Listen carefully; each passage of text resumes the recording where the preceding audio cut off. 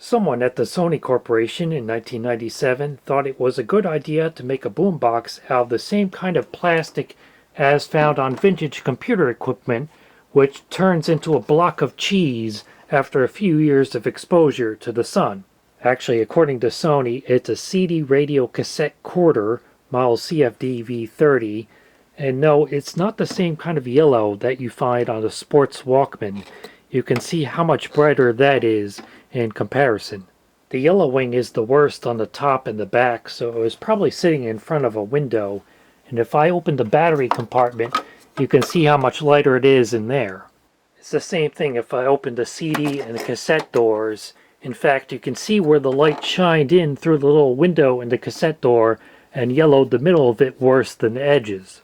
The one part of it that is probably the closest to its original hue is this piece inside the battery compartment, which pretty well matches this remote control I have from a Sony stereo system which is about a decade newer and has not yellowed nearly as badly.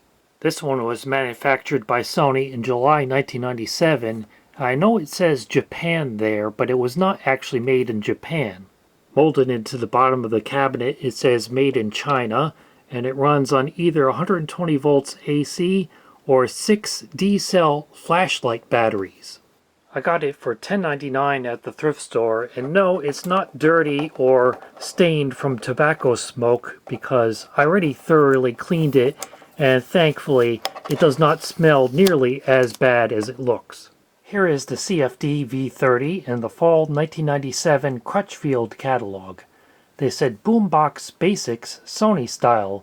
With the compact and lightweight CFD V30, you get Sony's most popular features, super portable sound with rich bass at a price that's tough to beat. For listening, you have your choice of CD, controllable from the remote, tape, or radio, and it cost $89.95. And as you can see, it was also available in black.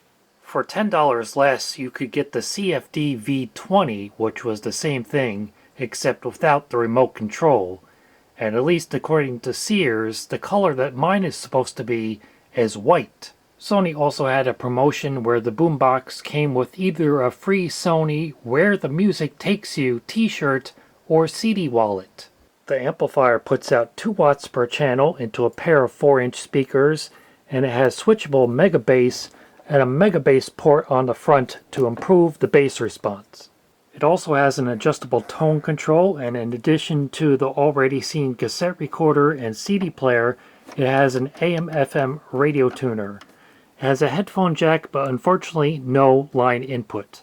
I did not get it with the remote control, but that was just for controlling the CD player. All other functions must be operated from the unit itself. More relaxing and easy favorites continue next on Sunny 1079. There must be something wrong with this FM tuner because it can only pick up a couple stations, including this one. Washington, Sheriffville.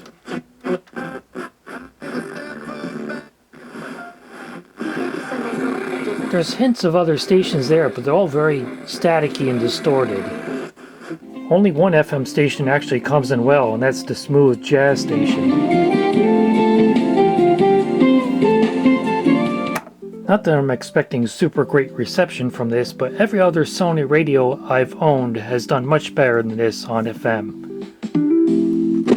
But we can kind of see where the original owner's favorite station was by the yellowest part on the dial, which kind of looks right around there. So they probably listened to Hot 97, which is the hip-hop station in New York, because you can see the color difference as I go across the dial, and certain parts of it are more yellow than others. And it also tends to squeak. But it may not be fair to judge the performance of this unit's radio tuner in its current state, because I think it might have been dropped or knocked over. And I say that because when I first got it, the radio antenna was quite bent, which I've since done my best to correct, and both of the clips which hold it in place are cracked off. And also some of the liquid crystals leaking out of the LCD. That certainly can happen just due to age, but in this case, I think it was provoked by a hard knock. And there's a crack and chip in this corner of the cabinet, indicating it had some kind of hard impact. So there could possibly be a broken part of the circuit board or a loose connection inside, which is impeding the performance of the radio tuner. The AM radio reception isn't great either, but it's at least sufficient to pick up the local stations. And at a home, hardware, auto store near you. Other substances.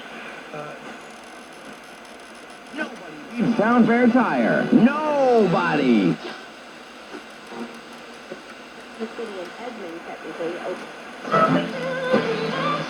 Mariah Carey being honored tonight at the MTV Video.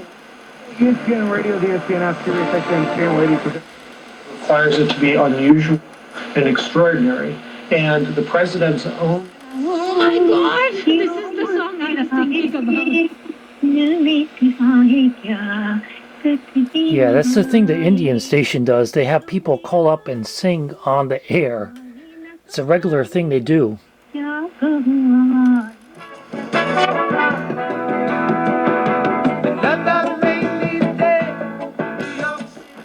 So it's pretty good on AM. Not the best, but it's good enough for picking up your favorite local sports, talk, and news stations. Thankfully, the CD player is working fine. And it's one of the kinds where you can just lay the disc inside. You don't have to clip it onto the spindle. Although it's a bit hard to see this non-backlit display, even if it didn't have the liquid crystals leaking out of it.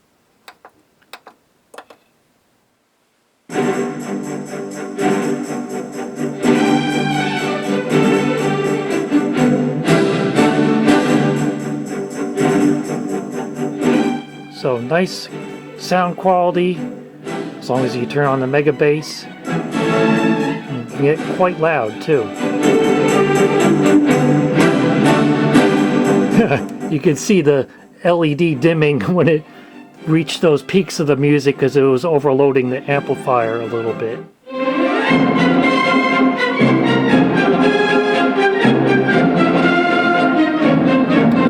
And it has no problem playing CDRs, including this 99-minute, 99-track test CD I burned, which almost matches its golden hue. There it says 99 tracks, 99 minutes, and 2 seconds. And I'll cue it up all the way to track 99.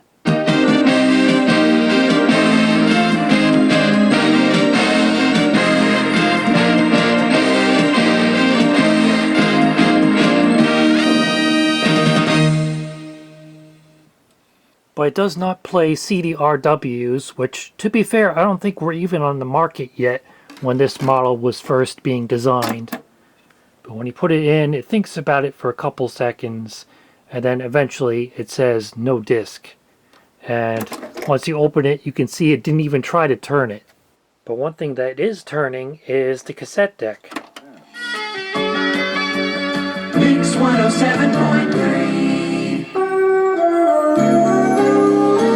Mix 107.3. That's surprising because on so many other Sony products from the 90s and even the 2000s, the cassette mechanism belts have melted and turned to goo, which not only leaves you with a non-functional cassette player, it also gives you a mess to clean up when you go to replace those belts. And I can tell the belts aren't even loose because when it gets to the end of the tape, it auto stops. If the belts were loose, it would just sit there because it would start slipping on the belts instead of kicking off the auto stop. But it is a very basic cassette deck, so there's no Dolby noise reduction and no support for chrome or metal tapes.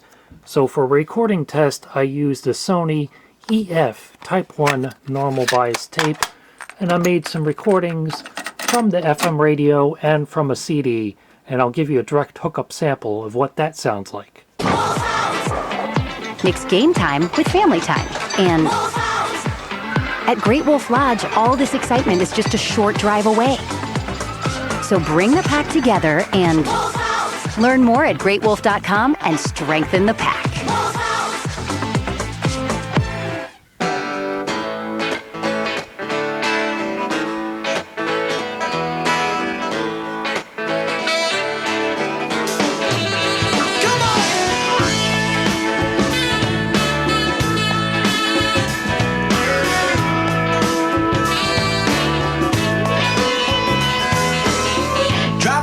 Ocean Avenue. Tops down 'cause the sky's blue.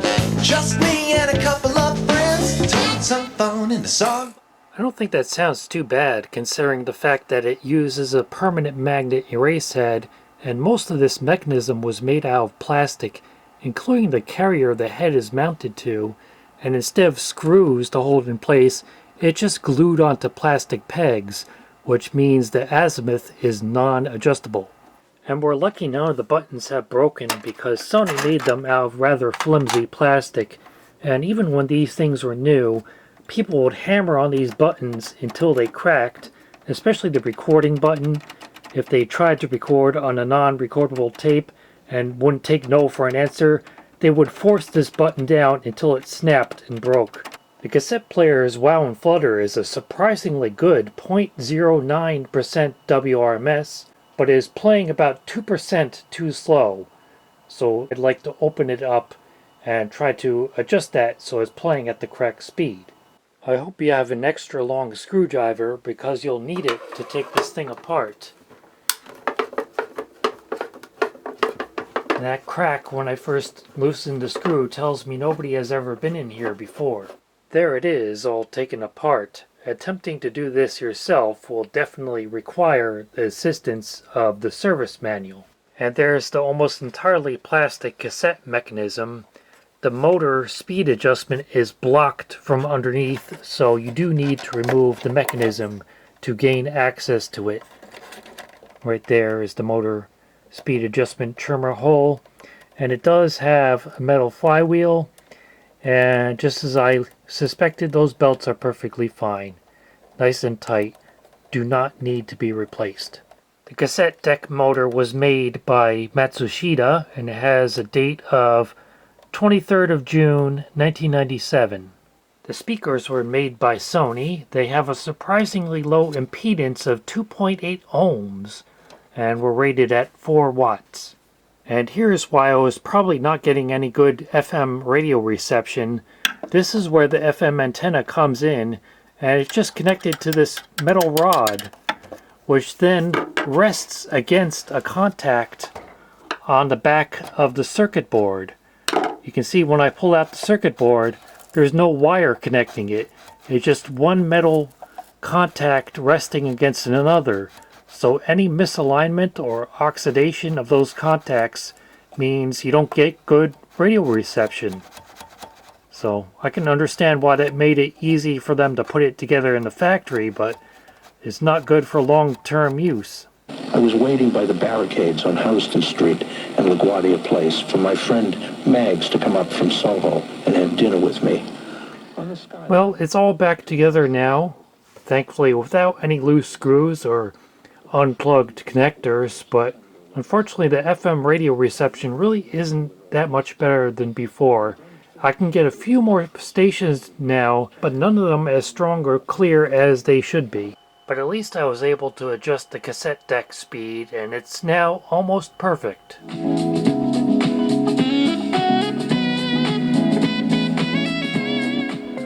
I might leave this thing out in the sun for a few hours to see what happens, but otherwise I'm not going to be trying any methods of attempting to return it to its original color, because frankly the materials alone to do it would end up costing more than what this boombox is worth. Plus, there is no known permanent method of doing it. It's just gonna start yellowing again within a few more years. Plus, keeping it in its current state helps make all of my yellowed vintage computer equipment look less bad in comparison. Ti'n fancy painting copa I ddathlu chydig o newyddion da am unwaith? Oh, yeah, llongyfarchiadau. Ond, na, we're really sorry. Tlaen, un bach. Na. Sorry, Hoyle. Ti'n wedi dwy'n I gaws o?